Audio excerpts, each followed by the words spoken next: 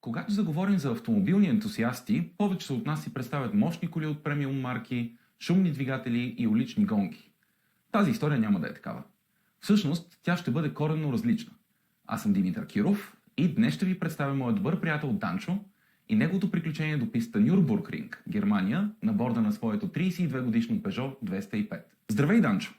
Представи се с някои изречения за нашата публика. Какво е най-интересното нещо относно теб? Новен човек на 54 години, случайно попаднал в автомобилния свят и вече 35 години няма излизане. Професионално съм точилар, работя за Солинген и 30 години нон-стоп се занимавам с класически автомобили. Повечето хора се стремят да си купят най-новите, най-модерните, най-бързите автомобили. Как при теб се появи страстта към ретро автомобилите? 95-та година аз си купих 2-годишна кола, което в момента все едно съм си купил кола 21 година.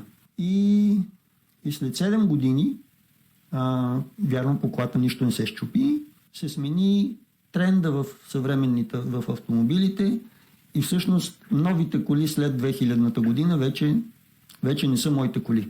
Как избра марката Peugeot? Ти ли я намери или тя теб? Марката Peugeot ме намери по много интересен начин, всъщност, и то по-специално не точно марката, а модела. Живеех в Виена, един приятел ме помоли да го закарам да гледа кола.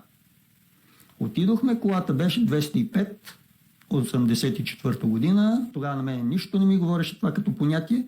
Той започна да се пазари за цената, съответно човека не му я продаде, при което аз гледах колата и колата беше много хубава, в смисъл много ми хареса, плени ме. И в рамките на половина час до вкъщи аз реших, че я искам тая кола.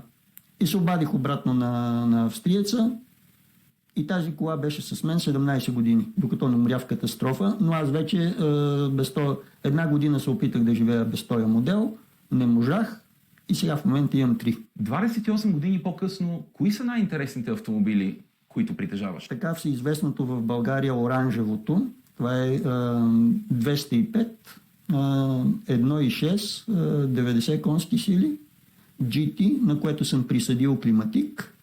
Колата е направена не за бързо каране, колата е направена просто за всекидневна употреба, достатъчно икономична, защото и с газ. След него купих пак GT, но 1.9 GTI мотор, автомат. Много интересна кола. И последната придобивка Ролан Гарос Кабрио. Нюрбургринг Нордшleife, по-познат като Зеления ад, е една от най-известните автомобилни състезателни писти в Германия и в света като цяло. Не те ли притесняваше нещо да предприемеш пътуване от почти 5000 км в автомобил на повече от 30 години? За издръжливостта на колата въобще не съм се съмнявал, защото тази кола се кара всекидневно по над 100 км и на практика никога не ме е оставила на пътя. Вече сме 11 години заедно с нея. Страх ме беше до толкова от това, че за първи път ще съм на истинска писта с много различни коли и клипчетата изглеждат в YouTube действително страшно. И то е страшно. Дори с не толкова мощна кола, която не може да развие повече от 160 км на пистата, но и 160 км по тази писта си е страшно. Общото усещане е адреналин, който е за цяла година. Все още го усещам, нищо, че мина половин година от тогава. Освен Зеления ад, посети ли някакви други дестинации по време на пътуването? Беше много интересно. Отидохме и до музея на Peugeot. Освен музея на Peugeot, отидохме и в фабриката на Данжел. За съжаление, петък не работят. Музеят на Peugeot сигурно е бил много интересно преживяване. Започваме с това, че в къщи всичко е можело да бъде Peugeot.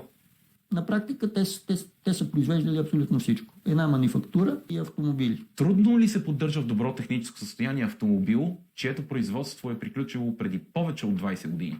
Честно казано, колите от онова време са прости за поддръжка с човек с технически умения над средните. Претендирам, че ги имам.